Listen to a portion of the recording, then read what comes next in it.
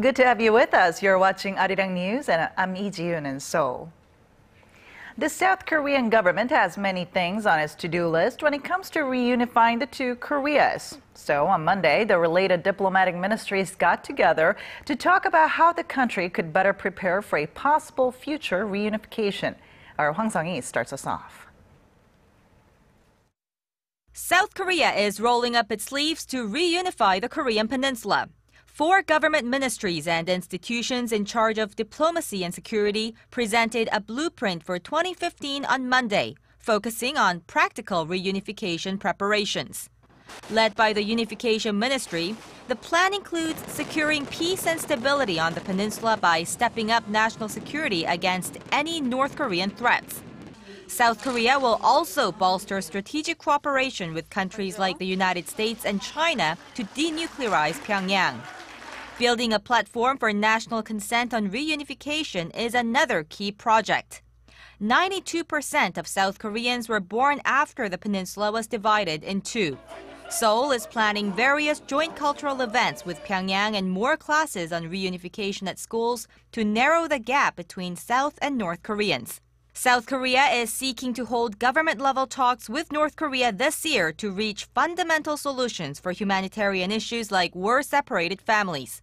Hundreds of thousands of families remain torn apart for more than 6 decades after being separated by the Korean War.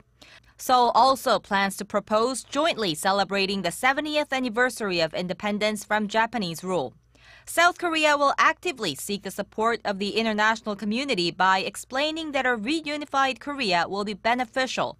It will speed up regional economic projects like the Eurasia Initiative, an ambitious vision to build a new economic bloc involving landlocked nations in Eurasia, Korea, China, and Japan. And along with these plans, the government says it will work to make North Korea a key partner in its efforts for reunification. Hwang Sung-hee, ARIRANG News. And in response to those plans, President Park Geun-hye says now is the time for the two Koreas to start discussing preparations for a peaceful unification. She then called on officials to find ways to bring North Korea into a dialogue. Pyongyang has yet to respond to Seoul's proposal for talks on inter-Korean issues, including the resumption of reunions for families separated by the Korean War. President Park then emphasized South Korea should also take the lead in working with the global community to denuclearize the North. North Korea is saying there will be no family reunions unless South Korea removes the sanctions it imposed on the North. It's talking about the economic sanctions that Seoul imposed on Pyongyang after the North torpedoed a South Korean warship in 2010. According to its propaganda website, the North criticized the South for holding military drills with the United States and letting activists fly anti-Pyongyang leaflets across the border. Saying that the ball is in South Korea's court, the website said the two Koreas will be able to resolve the issue of family reunions and improve inter-Korean relations only when such preconditions are met. Despite the tough times that South Korean firms in Kaesong industrial complex had to go through over the years, data is showing that listed companies there have actually been doing quite well. To tell us how this was possible, here's our Kim Min-ji. Listed South Korean firms with operations at the Kaesong industrial complex have been faring well despite inter-Korean relations blowing hot and cold over the years. According to the Corporate Association of the Kaesong Industrial Complex, the company's average sales rose nearly 120% between 2005 and 2013.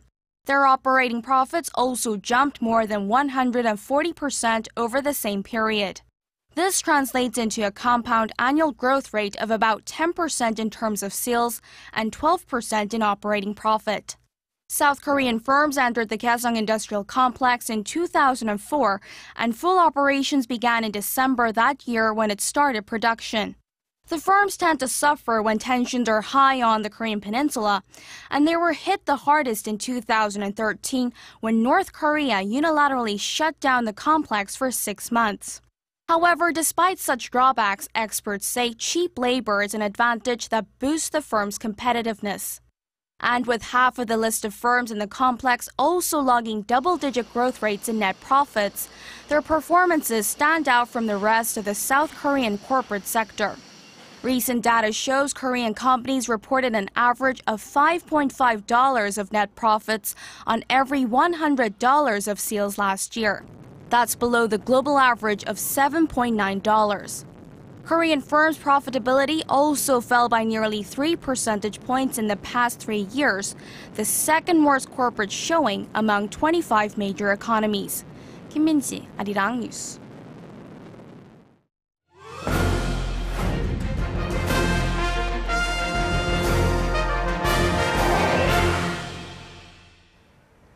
While eating and drinking healthy has become a major pursuit for Koreans in recent years, and that's made people choose water over juice and other beverages, leading to a boost in Korea's bottled water market. Nowadays, you can even find trendy shops stocked with dozens of varieties of water, from sparkling to glacial, staffed with specially trained water experts to help you make your choice. Here's our Park Ji-won with this week's Industry Insight. Korea's bottled water market is estimated to hit about $5.5 million in 2014. The market has almost quadrupled over the past 15 years, and last year alone it grew by some 10%.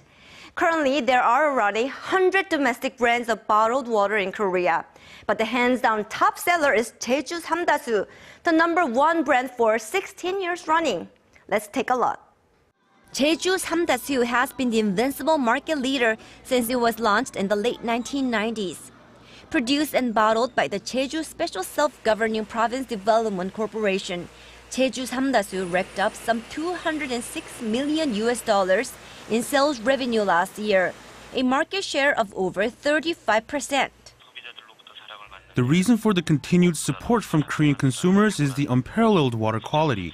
Jeju Island has one of the highest levels of precipitation in Korea. The rainfall permeates underground, forming vast groundwater resources. Jeju Island's volcanic rocks function as a natural filter, resulting in clean and naturally mineral-enriched water. With Jeju's Hamdasu firmly in the lead, the competition for the #2 spot has been fierce. As of the end of 2014, Baeksansu, a brand launched in 2012 by food and beverage conglomerate Nongsim, has taken the highly coveted second position with a 5.4% market share. While Korea's bottled water market grew about 10% last year, Baeksansu's revenue expanded over 30% from the previous year. There are 3 conditions for good water resources: excellent water quality, a clean environment, and abundance of water. Baekdusan Mountain meets all 3 conditions, and that's why Baeksansu is bottled there. With the growing interest in health and well-being in the nation, sales of bottled water have outpaced the sales of juice, which tends to contain sugar and artificial colors, for the first time. Now that water is one of the most popular beverages, consumers are developing a water palate and a flair for water and food pairings. And premium water bars like this, which sells over 100 bottled water brands, are gaining a foothold. At the bar, water sommeliers offer their advice about which types of water will best suit consumers' needs. There are many types of bottled water, from glacial water to deep sea water to spring water. The taste depends on the mineral content and the water's pH. And now that drinking bottled water is now considered as a part of a health and beauty regimen, the market's growth is expected to accelerate in coming years. Another fast-growing segment is sparkling water. While still in its infant stage, the fizzy drink has quadrupled its market share in just 5 years, and it's estimated to have reached some $32 million last year. And being that it accounted for about 70% of all imported bottled water in Korea, it's estimated to grow at an even faster rate than the still water market. Park Ji-won, ARIRANG News.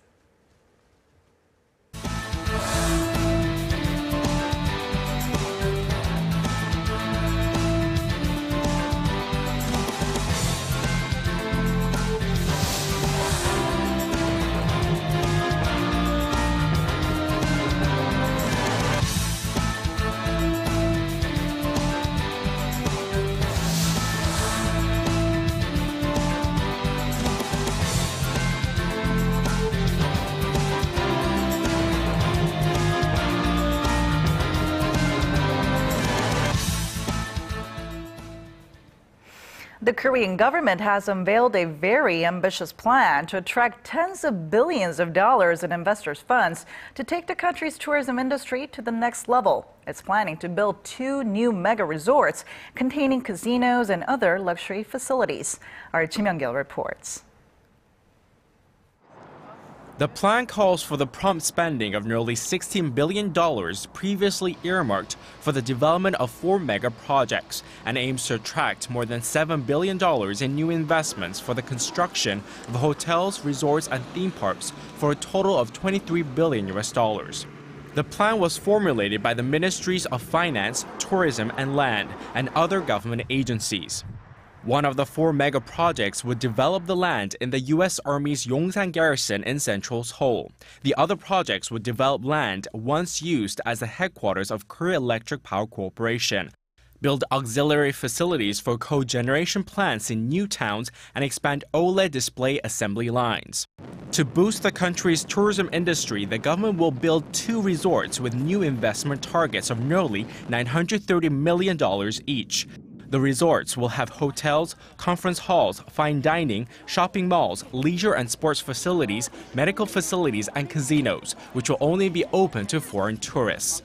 The government says it will also aim to attract funds to expand the number of hotels nationwide to cope with the increasing number of foreign tourists every year. We expect some $1 billion to be available to construct 5,000 hotel rooms by 2017. The government also plans to authorize the opening of 4 new duty-free shops, 3 in Seoul and 1 on Jeju Island. In addition, the government hopes to designate 6 new high-tech centers in urban areas and will provide more than $18 billion this year in the form of loans to innovative tech companies. Ji Yoon, ARIRANG News. Well, meanwhile, Korea's producer prices dropped for the 5th straight month in December, dipping to their lowest point in 4 years. The Bank of Korea says producer prices went down 0.9% last month from a month earlier.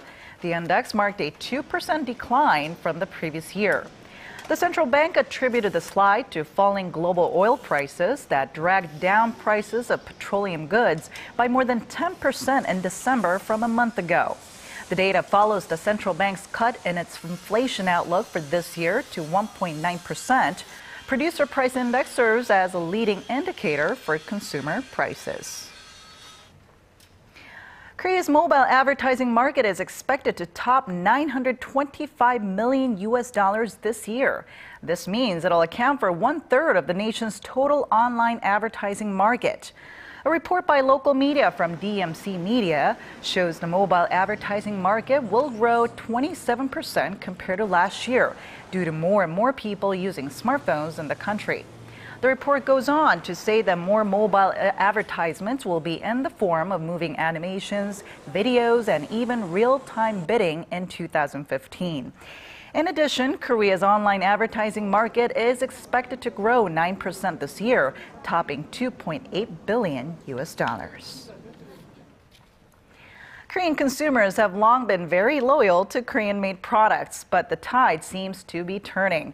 A new report is saying that Koreans are now looking at quality and price over where the product is actually from. This is according to the British Weekly Economist. It says more Koreans are shopping through non-Korea-based websites to save money. The Weekly adds that there was a time when Korean celebrities swapped their BMWs for Hyundais to show their patriotism, but such trends have run their course. It cites 2009 as the point when such patriotic consumerism first lost its edge, when Apple launched its iPhone in Korea and seized 1/4 of smartphone sales in just 1 year.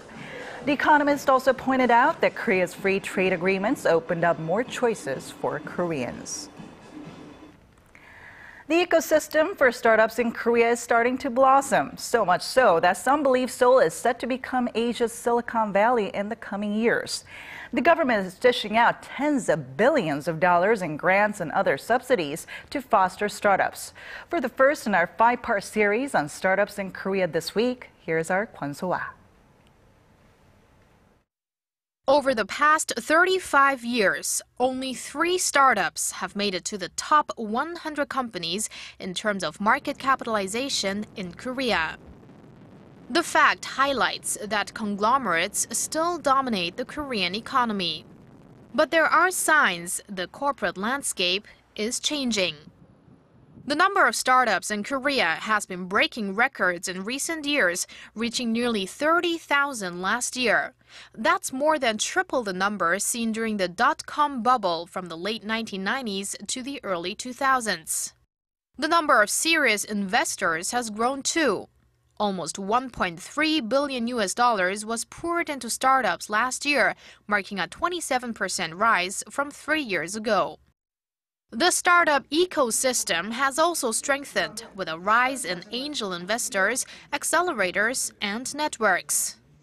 Startup Alliance, a joint effort between the government and private sector, for example, arranges special events to connect startups with potential partners and clients.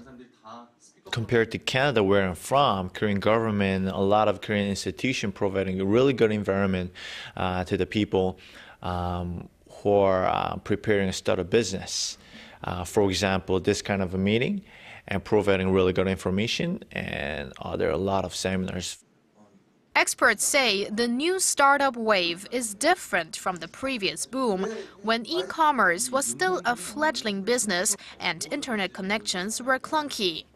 Now, net access is instant and easy, and more importantly, mobile. A lot of small startups, they're trying to connect some kind of services to the smartphone and more efficiently than existing offline businesses. So there will be a lot of new innovations on that front. President Park Geun-hye wants startups to lead her administration's drive to transform Korea into a creative economy. She has vowed to cut through red tape and provide financial incentives to them. In line with this, the government has earmarked $92 billion this year to support small and mid-sized businesses, including startups. Getting off the ground is one thing, but turning startups into profitable businesses is another. Korea's #1 web portal Naver, one of the most successful startups that survived the dot-com crash, is also providing practical help. It's opening a startup accelerator this year in Seoul's version of Silicon Valley, the Taeheran Valley. That area will also house a government-led tech startup campus and the third Google campus in the world. The success of startups is key to realizing the government's creative economy plan, which in turn is key to getting the economy back on its feet. Kwon-soa, ARIRANG News.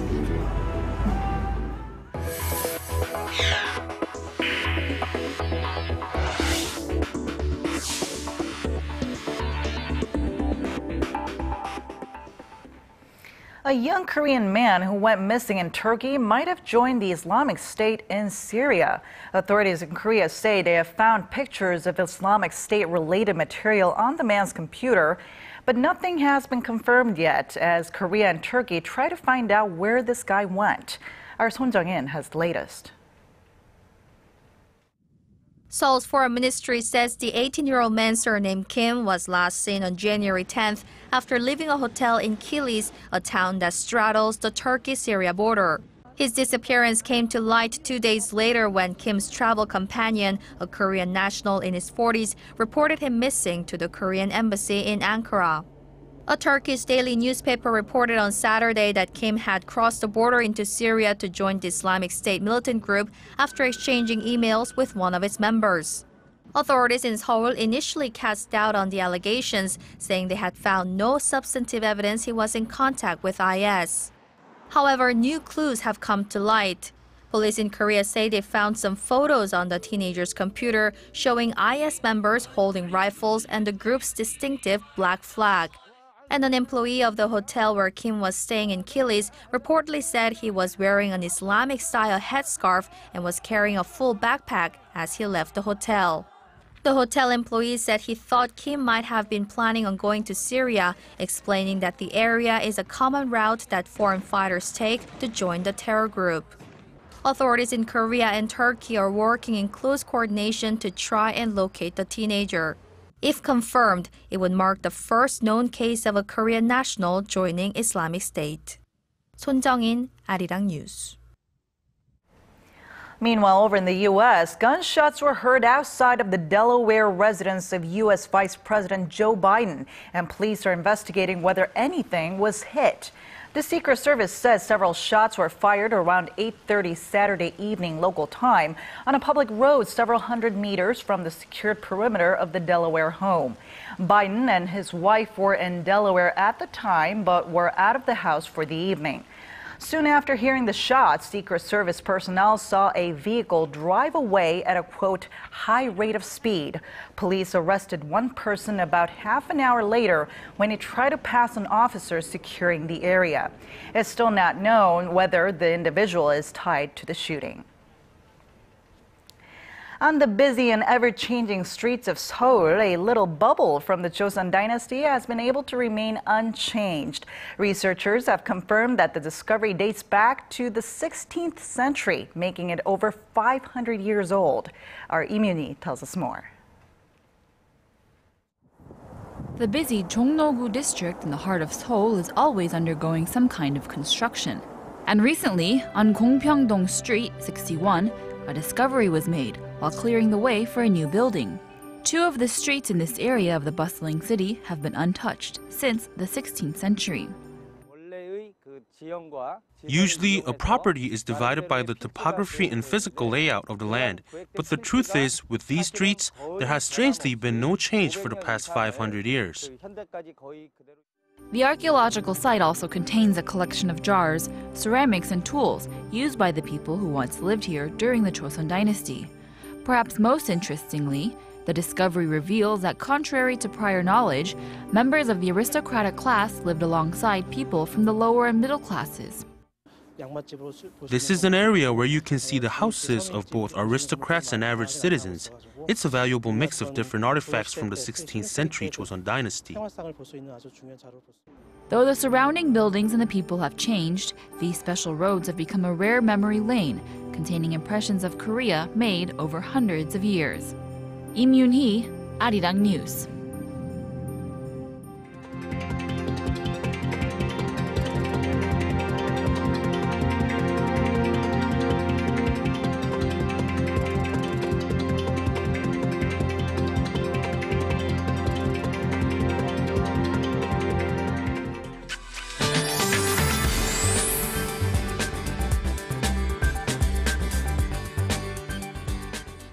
Welcome back. I'm Michelle Park here with the latest weather forecast.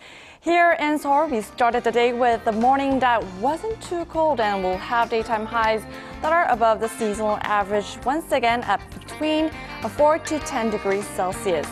Now that all the snow clouds have moved on, we have clear skies nationwide, so it will remain nice and sunny. However, the clouds weren't enough to get rid of the dry weather conditions rather, on the west coast side of the peninsula. Now, along with that, the air quality isn't looking too great either, especially for people in the west, due to the influence of fine and yellow fine dust flowing in from China. Now, besides that, let's go over to our temperature readings for today. So it'll peak up to 4 this afternoon, while Gwangju and Busan will reach a bit higher at 8 and 10 degrees Celsius.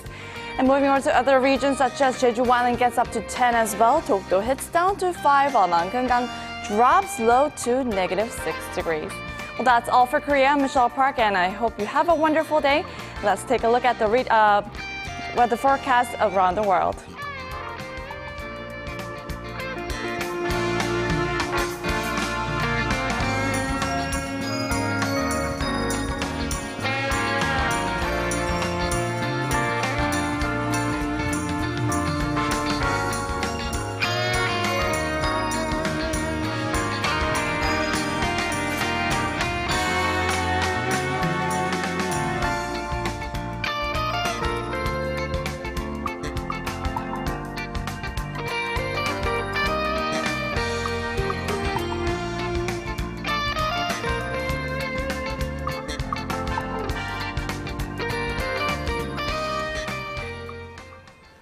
Well, that brings us to the end of our program, but stay tuned because we have a lot more coming your way on our next newscast. Thanks for watching.